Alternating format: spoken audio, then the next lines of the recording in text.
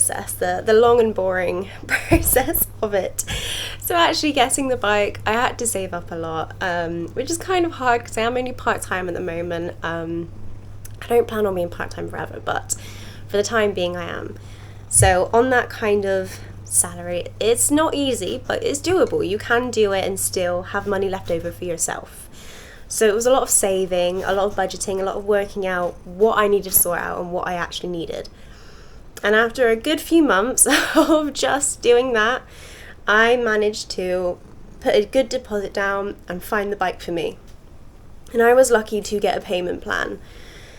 Payments, like I said, I pay it monthly, so eventually it will properly be mine and I will fully have paid it off. But by then, I probably would have been riding long enough to hopefully get a different bike. Nothing wrong with my bike, I do love it to bits, it's just I do want a bit more than a 125 at some point. Unfortunately, it will have to be customized because I am a short person. I'm 5'2", pushing 5'3", so it is very hard to find a bike where I can touch the ground and I can lift it, which was the biggest downfall for me because I really wanted those big old bikes that you see everyone on, with the sounds of it and how fast it goes and just honestly how good they look and how cool they look. I wanted that and I couldn't, but that's okay. I can figure it out eventually. There's plenty of smaller people, smaller sounds harsh, shorter people who ride big bikes. I just need to figure it out and stop being a giant wimp. And then there was the learning process. I got the bike and then I realized I need to learn how to ride it. I can't just hop on and go. It was a lot scarier. I thought I would. I thought I'd just be able to get on and go because I was always so relaxed on the back of my dad's, but it's a different story when you're the one riding. So my dad taught me, the Wiltshire rider. He used to be an instructor, so he taught me the way he taught his old students, where at the first we were just in the garden and I was learning clutch control, sorry. So I was just going in and out with the clutch and a little bit of the throttle to find that biting point and to get used to that control, to get comfortable with it, to know the sounds, the feeling, all of that. Then eventually we went to the car parks and my dad would show me, then he'd ask me to go, and we would do that for a good hour each time we could go out.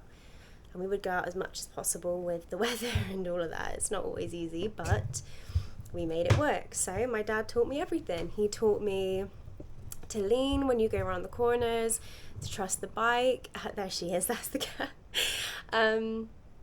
He taught me how to change the gears, which was a big one for me because I couldn't get the timing with the clutch and the throttle right. Funnily enough, I would take the throttle off and leave it off for too long with the clutch.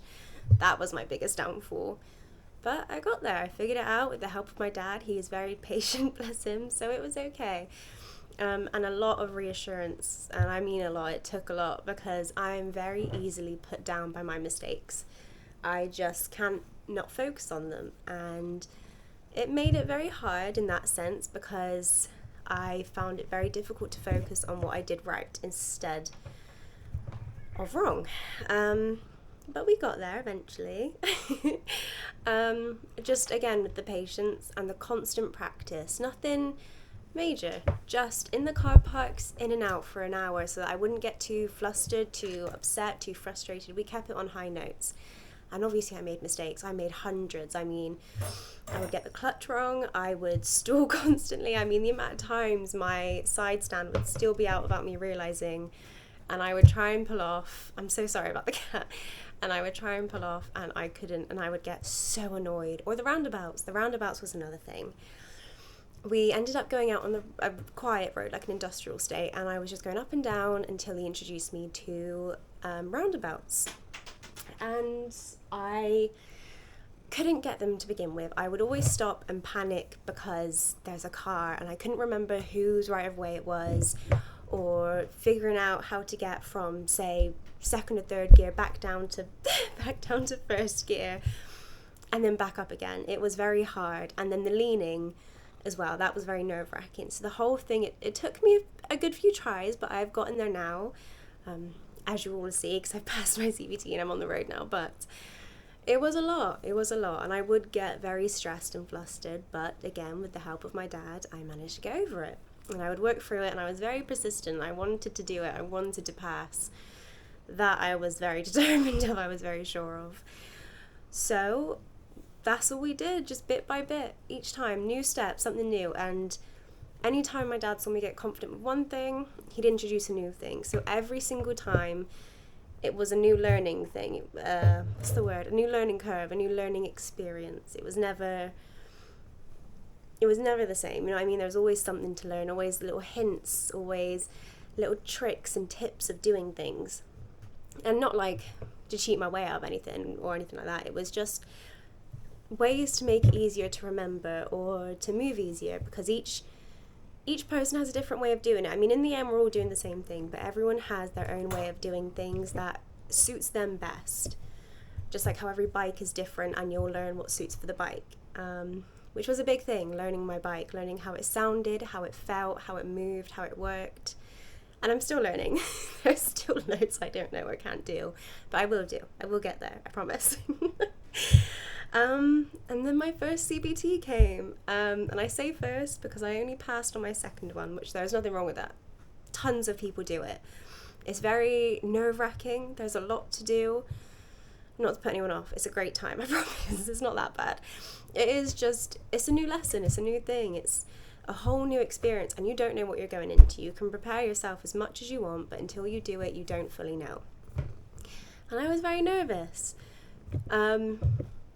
It was a lot for me. I got in my head. I was very scared on the build-up, but I tried to convince myself it was fine. I know what I'm doing, it's all good. But when it came down to the day, it wasn't the same. I was all over the place. I was shaking so much.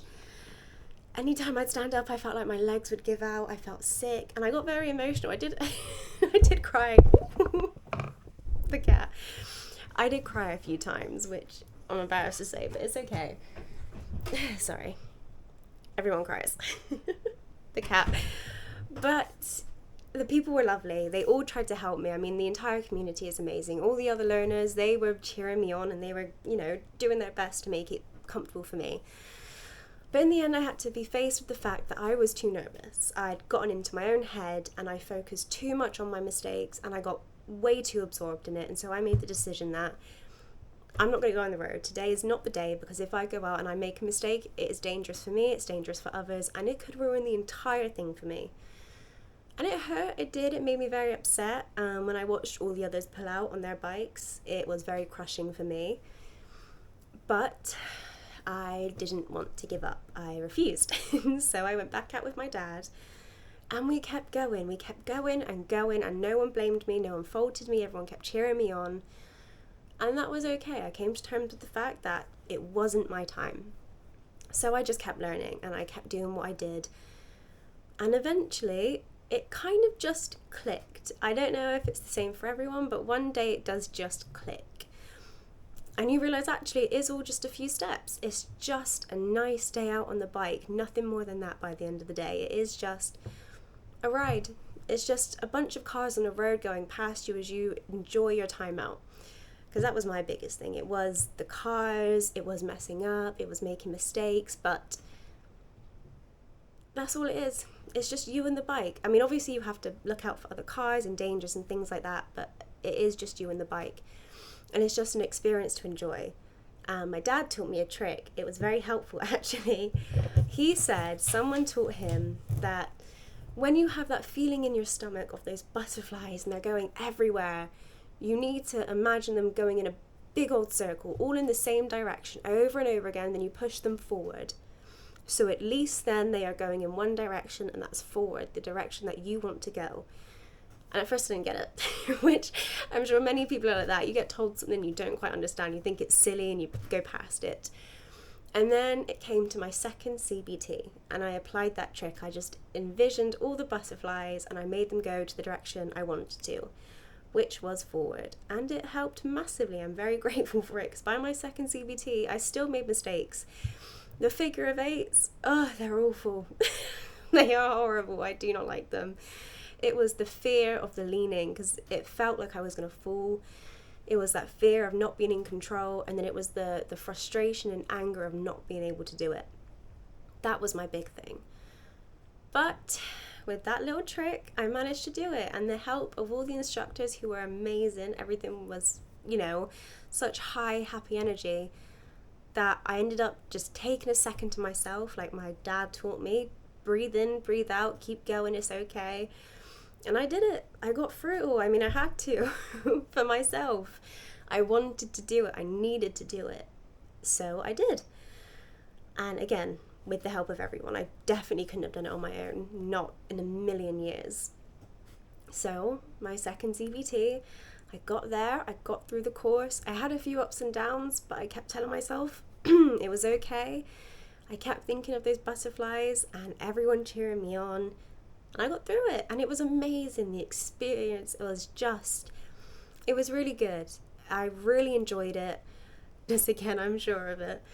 And that's okay. That's fine. Because you can do it. You've been riding for however long and you've proven to yourself you can do it. It's just one of those things. Like I had to do with myself on the day. I mean, months ago I couldn't even turn on a bike. I had no idea. And now I'm out on the road. Granted, I've only been out like twice. I'm not going to get too big, but it's a massive achievement. And it feels amazing that to prove to yourself that you could do it with all of those worries and all of those thoughts.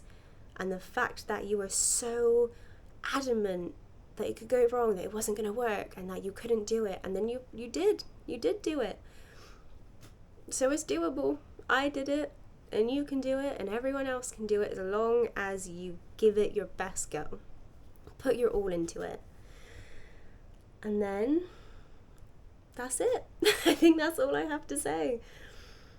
Obviously, it helps that I had help. I had my dad there all the way. I had all of my family cheering me on. I even had my co-workers cheering me on. Everyone was there for me, which I am so grateful for and so happy for, because it really helped to know that I've got such a big support group. And I'm sure there's loads of you out there who do as well. And even if it's just a few people, that is it, you'd be surprised how much that can help. Now, I'm not saying all of you are going to be a massive nervous wreck like I was. But for those of you who do really struggle, it's okay.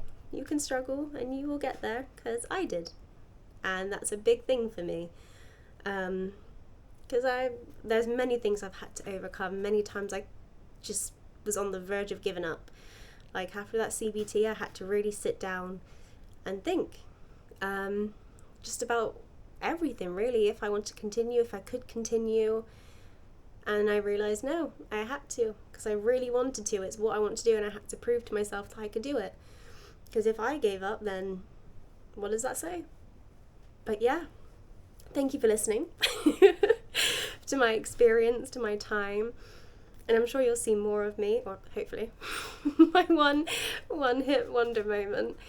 But yeah, thank you for listening to my experience and my thoughts. And again, sorry if this was a bit all over the place and doesn't really make sense. This is my first time. But I hope you can all cheer me on. Thank you.